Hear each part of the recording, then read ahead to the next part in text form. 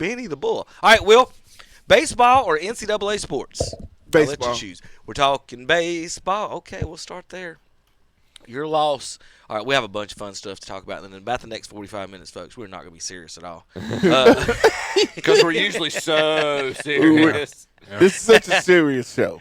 Such a serious show. All right, so, Tom, you've been umpiring a while. Yeah. Have you ever seen a catcher? Now, I have, and several folks have, but we'll see if you've seen a play like this before. Guy has 3 walks tonight. Now, we're going to set it up. Tie game, runner at third, 1 out, bottom of the ninth, okay? Here's the pitch. He squeezed and bunts. Runner comes home. He's safe and the ball game is over. They do it. Did they you see that? squeeze him. Ball game is and bunts. Runner comes home. He's safe and the ball game is over. If I hit him with it, he's out, right? We used to play this growing up. Yeah. With tennis balls. Yes. That you could hit the runner. That's a good bunt. But, yeah, the catcher pegged the runner because there was nobody at home and there was nothing else he could do. Can he be thrown out of that game? Yeah. Technically. Yeah. I guess. Is that the actual ruling on that? I mean, it's just kind of, falls into the travesty of the game. Yeah. Unsportsmanlike, malicious contact. if you're trying to hurt a guy. I mean, you trying to, like, that, Kevin, I would equate with, like, trying to step on the guy's foot at first base. Yeah. You're trying to hurt the guy. So you can, obviously he wasn't hurt. So you could in that moment, you could probably let it go. Mm-hmm. But if that's the 5th inning, you got a problem. Because if you don't do something, something's gonna be done. Right, something's gonna be done. All right, so after 9 innings, we talked Jordan, right? And Reddick, we went to, after nine races. Tyler Reddick leads the American League West. Wow. Tyler Reddick's had a better winning percentage in NASCAR than everybody in the American League West right now. But still, on April 19th. That was 6 days ago. Leading that. Wow. Pull it up now, Chip. See if anybody's has beat Reddick's win percentage. Not because he just won Sunday because it got better, didn't yeah, it? I know. Yeah, I know. I don't think so. The A's are at 538 now. They're the only team above 500. Tyler Reddick might be the best team in baseball. Yeah. Actually, at this point. That's pretty good. How about the Mariners? How about their creative pickoff at play at first? Let's see if Tom calls a balk or something illegal on this one. Get the umpire involved in this one. All right, here we go. That Naylor makes his move to lure him back like the pickoff is coming, and Altuve bites. And then as soon as he starts going back towards his lead, Cal closes his glove, and you've got Altuve just dead to rights, left standing. That Naylor makes his move. That's good timing. Now, Tom, is there a rule on guarding the bag at first on pickoffs as opposed to the players? You can't block the bag, but you can be standing in front of it if you have clear possession of the baseball. You gotta, like, I could stand in front of the plate if I've got clear possession of the baseball. Yeah. But on a lot of these, it happens so fast. Like I had it in the Shelby game last night. Like the first one, it's like it was close. Is what he's doing? We're standing right there illegal. Like right there.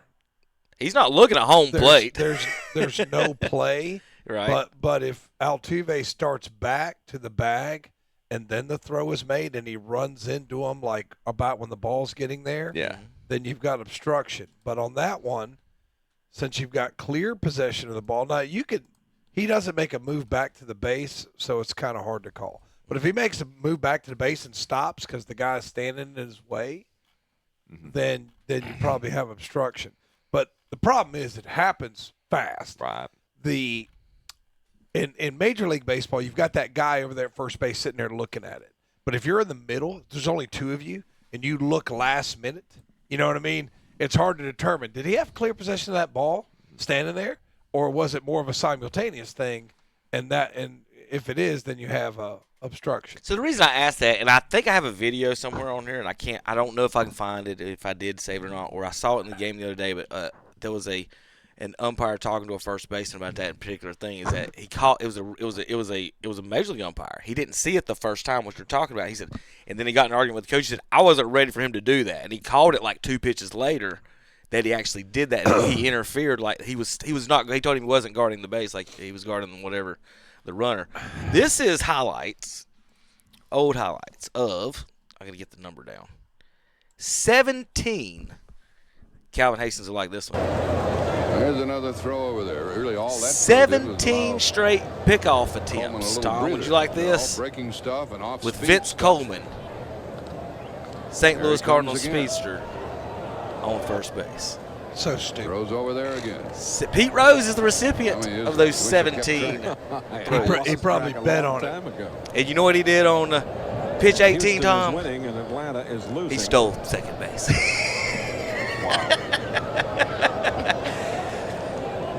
Vince Coleman was famously run over by a tarp. If you don't know that story, look it up.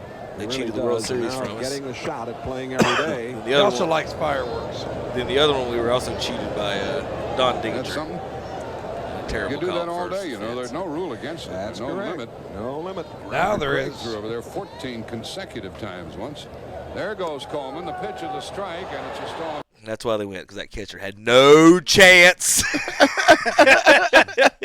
Now, the reason I brought up that Vince, I thought was interesting, talking about the other pickoff, but I got another Vince Coleman story, because we talked about Michael Jordan and NASCAR and Tyler Reddick. I told you I was going to tie it all in together, boys. You making big picture. Charles Barkley Oh, Lord. and Michael have been famously It's terrible. not been friends for a while. Just terrible. Because Terrible. Charles told him he was a crappy owner of the Charlotte Hornets, and they got into it about that.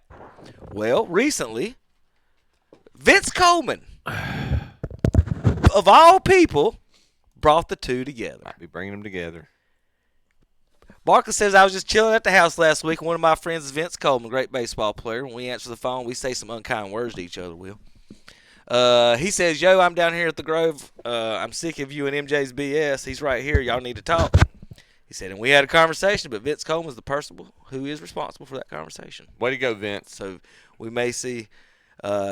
Charles said that him and Michael were going to play golf here as soon as the playoffs are over. If you So heard they're going to Chuck- get together and play together. Or MJ talk about But listen, wait real quick. But be careful. The last time they played golf together, Bugs Bunny and them stole everybody, and the aliens come down. We had this whole shadoo. that was Keep Larry Bird and Bill Murray out of this, please. Y'all go play by yourselves. Larry's not white. Tom don't know what we're talking Larry's about. clear. Tom's not a Space Jam fan. That's why it all started, Tom. This all started on the golf course with Barkley, Bird, Bugs, and Daffy, and Bill Murray. You're despicable. I don't want anything to do with it. Larry's not white. Larry's clear. That's what Bill Murray said. All right, youth baseball. All right, Tom, you like this one? How many times would you think if MJ or Chuck said that Vince C got them together, that you would think it was not Vince Carter? But anyways, How many people's tossed out of the game for that one, Tom? It probably should be, right there. Yeah, you're you're gone. You're gone. Umpire didn't throw anybody out. But he didn't even react.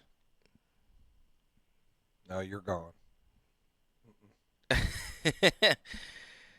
Said it started with a bunt foul. Then they called a balk on him. Batter steps in. Umpire holds his hand up. Pitcher's frustrated. The next time he steps out, pitcher whizzes one by his face. Well, that one, he didn't wait till he was granted time. Mm-hmm. So I would have called a strike on him. He gave him time. Oh, did he? Yeah, I'm pretty sure he did. It said the umpire waved it to him. Let me look again. Okay, so there's the ball. I'm watching on the other screen real quick. Umpire had his hand up already. He had his hand up. He didn't even – they both had their hand up. So it wasn't that he had granted him time. I guess he walked in the box with his hand up. You can't step out of the box without being granted Right. time. By the book, you can't. Right. He did not – now, Or again, you can, but the pitch is live. basically the umpire had his call a hand up. strike. He stepped in. They both had their hand up. The batter stepped out while both hands were up. Did And you then the call pitcher threw that- it at his Did face. you call that one a strike? But he has to. You could He has to get out of the you way. could have a no. he Tom doesn't, wants he to doesn't- call it a strike and throw the pitcher out. He He doesn't have to. He does not have to get out of the way. If he's standing in the box, he's entitled to the box. If you're in the box, if you're in the box and somebody throws it in your hip and you didn't move, you're going to first base. Right. But they do give him the chance not to take the hit, right? What do you mean not take the hit? What do you mean? They allow him. I've seen them allow him to get out of the way. Right, but he's walking out of the box, and then the pitch is obviously thrown at him when he's like 5 feet out of the box. So you can charge the batter a strike for stepping out of the box, and then you're going to throw the pitcher out of the game for trying to hurt the kid. So let me ask this. I understand charging a strike for them getting out of the box with that if time had not been granted. Is that based on the fact they stepped out, or because that pitch technically is not a strike, it's a ball. It don't matter where the pitch goes. It doesn't matter where the pitch is. If he steps out and you throw it in the stands, it's a strike. There's a very ambiguous thing in the rule book that says if the batter steps out, it's a strike, and the umpire may call an additional strike based on the pitch. So, I don't like it. I'm calling one strike. Could you call a strike and a ball right there? Could you call a strike for him stepping out and then call a ball for the pitch? No, you're not going to call a ball. You're either going to call one strike or you're going to call two strikes. Okay. You'll get. I wouldn't call two strikes because what's gonna happen if I throw the kid out of the game? The coach of the team saying, "Well, he's stepping out of the box and trying to frustrate my pitcher." And I'll say, yeah, coach, that's why I called a strike on him for stepping out of the box. I was going to take care of that. Right. But then your pitcher threw at him. Yep. So that's why, you can, as an umpire, you have to kind of acknowledge, like when somebody does something stupid, I was like, well, I'm going to take care of this. But your guy can't do that. You know what I mean? You can't. It's like retaliation, personal foul in football. You can't take the law into See if you've ever seen this, Tom. Yeah. Here's a interference. Pitch for a ball. That's easy. It's going to be out. It's actually a strike. Easy. He thought it was a ball. So nice start to throw the ball down, but umpire called it strike 3. I am so sick of this. So that's going to be the batter, assuming the call and I'm going to show up everybody and go ahead and toss the bat or make a scene about ball 4. He tossed the bat and the catcher tried to throw the guy out at third, and he hit the bat. All you're doing by not waiting for the call is risking potentially antagonizing the umpire. Quit trying to show up the pitcher and the umpire. Wait for the call to be made. I'm so sick of this. Cool. No, you don't. If you took away every stat from Barry Bonds' 7 MVP seasons, y'all got me? Let's pretend Barry never played 7 seasons. I'm still curious what his stats would be. Still curious what his stats would be. 440 home runs and 359 steals. Bobby's gotten a little bigger over the years. Real quick, look how many total home runs Mike Trout has right now. Curiously. Yep. With that, in Barry Bonds' career without MVPs, he had 407 MVPs. So take away 7 seasons away from his career, he still had 400. How many? 440? Yep. How many's Trout got? Trout's at 412 right now. Trout's whole career is less than 7 of MVP. Bonds' 7. So Bonds' career, Tom, if he never won an MVP, would be Trout's career. Now let's win 7 MVPs on top of that. That's what these kids don't get when we say that some of these guys were pretty good back in the day, right. Chip. I didn't realize he had 7 MVPs. That's crazy. That's insane. But what's more crazy, before that man hit 73 home runs in a year, everybody on this planet thought King Griffey Jr. was the best baseball player that ever lived. This is true. There was a big argument for that until that man hit 73. And in his career, he never hit 50 home runs before or after he hit 73. The Bonds never hit more than. Oh, okay, I didn't. The next highest total in his career is 49. Really? 73 to 49. No lies to tell. No 50 home run seasons for Mr. Bonds. No 50 home run seasons. And then Griffey and McGuire and all them got like 4 and 5 50 home run seasons. I do have to real quick just a lot of people wouldn't pitch to him though. Yeah, that's true. Those last few, he didn't hit 70 again because he kept getting intentionally walked. Which those last few years, that was crazy. Shout out again to Gardner Webb grad Mason Miller. His stats so far this year, and I'll just read what ESPN is saying. You should not cite 162 game paces this early for any player, especially not a short reliever, but we're going to do it anyway. He hasn't been scored on. His obviously ERA still 0. Per Fangraphs, he's on pace for 56 saves, 190 strikeouts, and as a one-inning reliever and only 14 hits allowed. His WAR, which is Kevin's favorite stat, is 6.4. He is striking out 21.4 batters per 9 innings. Granted, this is a one-inning reliever, so Kevin, that not Kevin's favorite position, but it's just he's doing ridiculous stuff right now as a closer. He's a good place kicker. Yeah, I mean, Good point. Yep. Good point. Zero ERA over 32 innings, 69 Ks. He is absolutely dealing. Chip is right. I have even had the stat, the tweet pulled up for you, Chip, ready to go. Thank you, Go. Because I knew you'd probably say something, but I saw this the other day that he's. So there was a thing talking about how he improved from like you talk about kids and velocity when you get taller. That the reason he wasn't drafted and looked at was about $185 soaking wet. He was still getting bigger. 6'3", skinny as a rail, and could only throw like in the mid-80s. Now he put his man body on. He's throwing to 100. So for those of you who don't know the story, Mason, and I don't know, he had I don't know if it's digestive issues or had some kind of disease where he couldn't.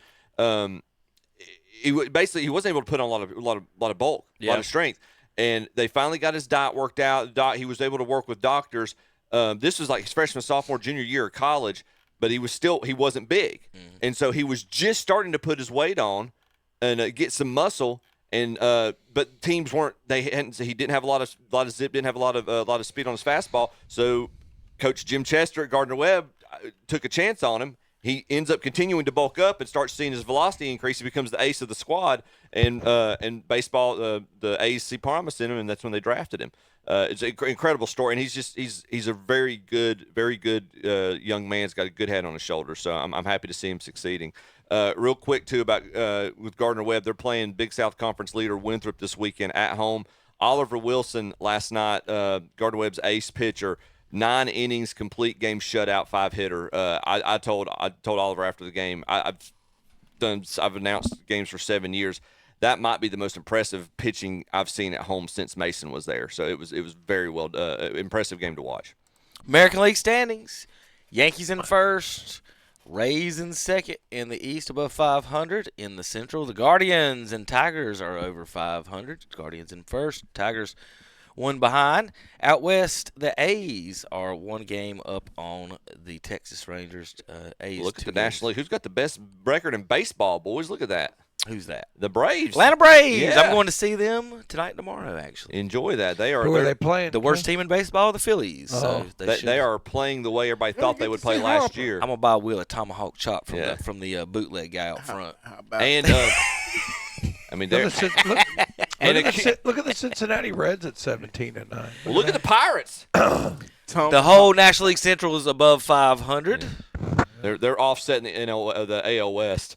But, offsetting that NL East, everybody but the Braves is 500 and below. The Braves are playing like everybody thought they'd play last year, and Acuna's started off slow. I mean, he gets starts heating up. I mean, out west, the Padres are in first, and Dodgers and Diamondbacks above 500. Will, where's your Twins at? 12 and 14.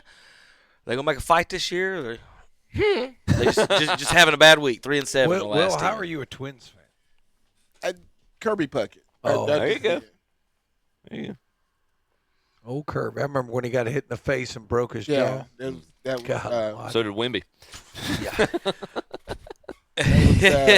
that was like the worst thing that could have happened. Wemby wasn't born yet when that happened. Everything. No, he was on. I don't know what planet he was on, but he was there. he's like Baby Yoda. I don't think I have any more baseball news and stats, guys. If you don't have anything else, we're going to move on and come back and talk a little bit NCAA sports. We've still got Chip's favorite topic, golf. Thank you. And the girls. Oh, gosh. We'll be back in a minute. KDCBroadcasting.com.